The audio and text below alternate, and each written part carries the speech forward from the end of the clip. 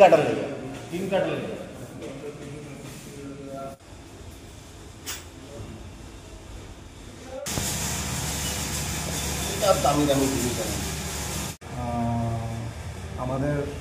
আমরা যখন আজ সকালে শোরুমটা প্রত্যেক দিনের নিয়ে খুলি, তখন দেখলাম আমাদের ছাদের 2টা জায়গায় মধ্যে ফুটো করা আছে এবং ড্রয়ারগুলো ভাঙ্গা, জিনিসপত্র সবগুলো এলোমেলো জিনিস।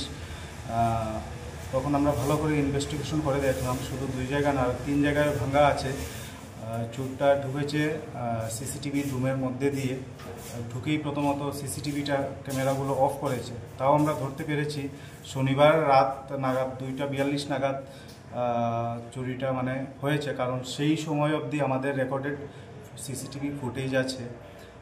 তার সঙ্গে যে ড্রয়ারগুলো ভেঙেছে, কিছু কেস ছিল সামনে শোরুমে এবং স্পেয়ার্সেও, সেগুলো তো নেই।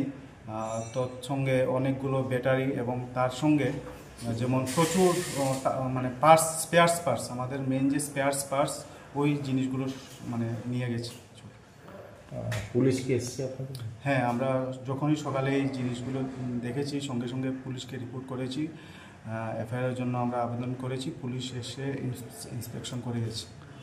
নগদ অর্থ সহ আনুমানিক কত টাকা জিনিস নিয়ে গেছে? নগদ অর্থ তেমন ছিল না, কিন্তু আমরা স্পেয়ার্স পার্টস অনুমান করছি 10 থেকে 12 লক্ষ টাকা মিনিমাম নিয়ে গেছে। এবং আমরা এখনও লিস্টগুলো আমরা যা যা স্টক ছিল আমরা যাচাই করে দেখছি। বেশি। আপনার নাম এবং আমার নাম অভিজিৎ নাথ, আমি এই শোরুমের ম্যানেজার।